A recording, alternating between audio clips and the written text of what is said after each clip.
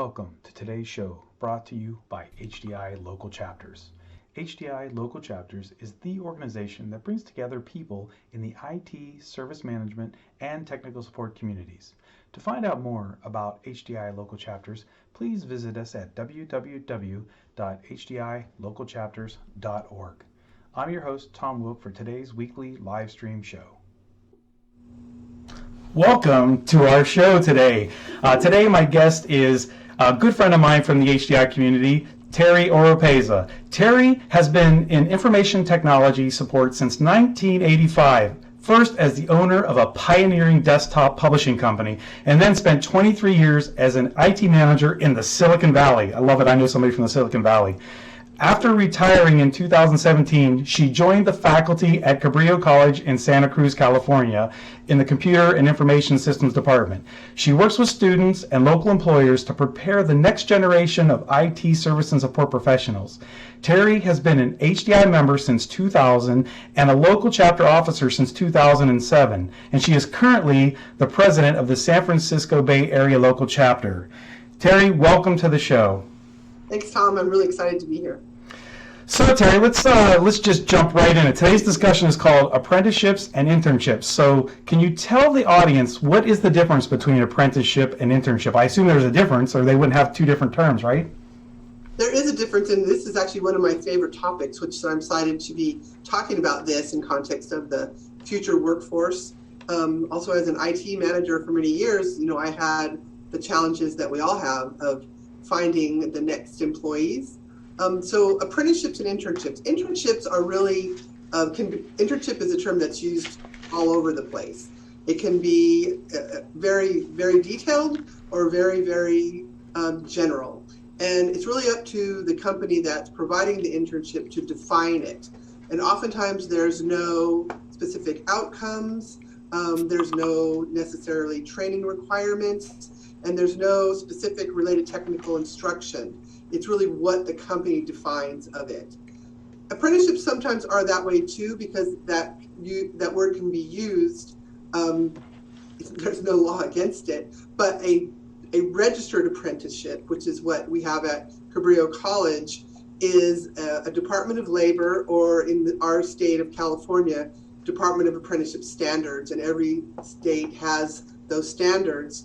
Is a very rigorous and defined program that a key factor in apprenticeships is that there is a job at the end of it. So most of us are familiar with trade apprenticeships, so plumbers. One of my best friends is a steam fitter. Those trade apprenticeships have been around for a long time, but apprenticeships within the business sector, of which tech jobs are still not that common. But I think they need to be more common. So there's a standard. That standard is registered under certain very specific guidelines with the Department of Labor. The standard says, what jobs there are. There are only certain apprenticeable jobs that are defined by the Department of Labor. The standard has what training is required in order to be qualified or considered. There's equity built into the standard so that it is open to anybody, and these hiring practices are what are used. And these things are really what most companies do anyway. Within their HR departments, there's those parameters are already there. The apprenticeship standard will say very specifically what learning will happen and when it will happen. And a common apprenticeship is around a year, or around 2,000-ish hours. And for each window within that year, it'll say you're going to learn these things. Again, for an IT manager, those things are pretty much like what we already do. In the first month, the first week, you do your orientation, you get your computer set up, and then you learn about passwords, you learn about identity management. Those are all scripted out in the apprenticeship standard. Also scripted in the apprenticeship standard are the pay changes. So an apprentice will start at a wage that's lower than journey person, which is like what you would pay a person that had experience. The apprentice will start at a pay lower than that, and then there'll be specific defined opportunities for them to get a pay raise.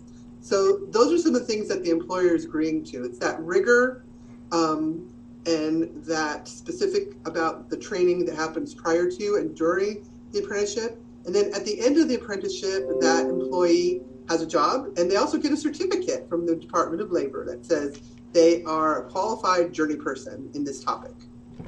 So that's interesting. Now, I used to, in a former life, I worked for a community college here in Pittsburgh, and I know I was one of the first at the college to pioneer a partnership between one of the local unions for the, I guess that would be an apprenticeship, because they were going for their journeyman to be electricians. So that's great. And you talked a lot about that. So tell me, from a young like somebody either in high school or in college, or because my son is in his senior year, and of course this COVID craziness kind of put a kibosh on his internship between his junior and senior year. But why are they important? Why is it an important step for someone's career path to consider an apprenticeship or an internship?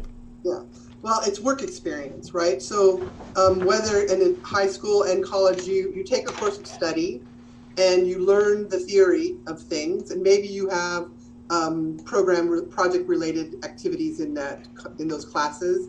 But it's once you get into a real work environment that you start to learn. If I think about how I learned a lot of what I know about IT, it was when I was in that real work environment. I had my certificates, but then when I really was doing it is when I got that experience. As a hiring manager, I was always looking for somebody with 3 to 5 years of experience, right? All of us are looking for that. Yep. But and that's when I first started working with the local community college in Silicon Valley, which is one of them is De Anza College. I started working with De Anza College in their career technical program, where they had a program called Comtex, and they had students that were mostly computer science majors because they don't have an IT major there. And I brought them in to be that entry-level person because they needed the work experience.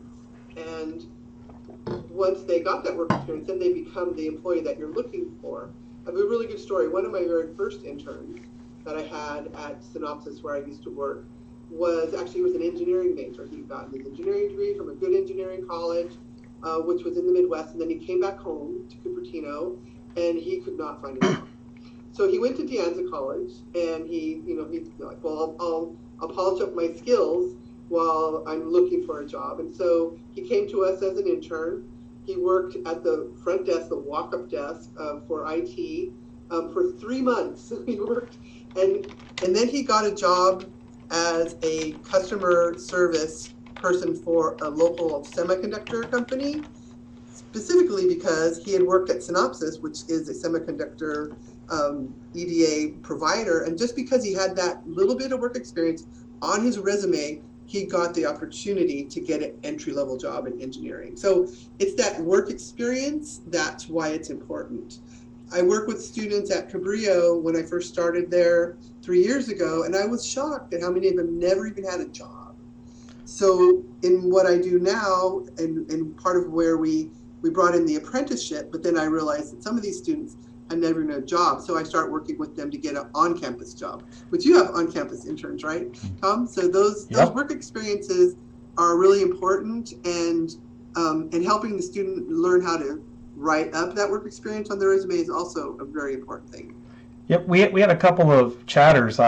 Sandy SHDI says she remembers taking computer class first year, but really made a difference when she was in the field. And another person commented about, on the job is where everything is learned, and also that they like hiring newbies so they don't have to unteach all the wrong stuff. But all the things you said, I agree. Here's the challenge for an IT manager such as myself. You talk about like the apprenticeships are a year-long journey program, but internships tend to be a lot shorter. How much can you really teach somebody in the IT field, say help desk or desktop support, in such a short time? Well, that's a really good question, and I was challenged with that question when I first started working with De Anza College, which was at the beginning of the downturn. So one, I had motivation because my staff was, and I had this program at the local college that actually had a grant that would pay half their salary. But I knew that as students, I was going to have to train often because they're, in the case of De Anza, on quarters. So I really documented our training program. I documented it so that I knew how fast I could get them up to speed. And over the 15 years that we did that before I retired, we had it down to where I knew I could bring them up to speed. I could get them on the phones in 3 weeks. Mm. And I could make them and have them be able to understand, how to escalate. And of course, knowledge management is a very important part of that. So having that documentation and to use, KCS so that the documentation is always upgrading itself is really important when you have this type of staffing, contingent staffing that is that short-term intern. In the case of Deanza, those were all year interns, not 3 months interns. Yeah. But I also had 3-month interns from four-year colleges in the summer, and that becomes important to have, to have a very well-defined project. Yeah, that's right. So that and understand what you need to do to prepare them, Yeah. which sometimes we're just a little too lax about those kinds of things. Yeah, I think you brought up a good point. That I know as a manager and we're all busy in departments, and it's challenging enough for me to come up with an onboarding program. Having internship program really helps force you to create that and make them successful, because it is true. Yeah. There's people commenting in the 3 months, 6 months, and it's true. If you have a good plan, there's no reason that they can't learn at least something. All right, Terri, we're down to our last 2 minutes, so Oh my God, I have already? the last question I have for you is, where do you see the future workforce coming from? I really see, I'm a little biased because I work at a community college now, but I really see the future workforce coming from community and technical colleges, and that employers would benefit themselves to form relationships with those, and also 4 years, but would benefit from themselves to get into the training business. It's been a long time where employers have not really had to. They've been able to pick from this huge amount of new employees coming out of colleges, but the cohorts are smaller and the requirements are larger. So if you get involved with your local colleges or trade schools, then you bring in people and you can train them. The school will work with you. They have the training. You have the mentorship. So it's that partnership that I think is where smart IT managers will get their next set of employees. I totally agree with that. So before we go, we have about a minute left. I'm sorry, so we have about a minute to go. Anything else you'd like to share with us before we call it quits for the day? Oh gosh, I had something earlier when we were talking. Are there any other questions in the chat? Yeah, I'm looking. There's a lot of good stuff going in there. Talking about positive attitude, like attitude is everything. That reminds me. Actually, that was something off of that. Is that I talk to employers all the time, and I've heard this said amongst us in HDI at conferences and stuff, is that it's really not the technical, that's the hard part. We can teach the technical. We can document the technical, we can teach the technical. And the interns actually over time, once you start to iterate, you have an old intern and a new intern, they teach each other, which is great. But you can't teach attitude. So, you can hire for team fit and teach the technical. And so one thing that we're focused on at the community college is those work skills. Yeah. As I mentioned, I've shocked at how many students have never even had a job. So we focus a lot on that. The basic work skills. I totally agree. I think that's it, because you can't teach attitude and custom, like happiness and all that kind of thing. Well, Terri, that pretty much wraps it up for today's show. I'd like to thank you for being a guest on our show, and just remind everybody out there to visit the HDI local chapter's website. The link is on the page here. And if you're interested in being a guest on our show, please email me at my email address on the screen, tomwilkhdi@gmail.com. Again, I'd like to thank everybody for watching tonight. We will be broadcasting this up on the other social media channels as well. Thank you all.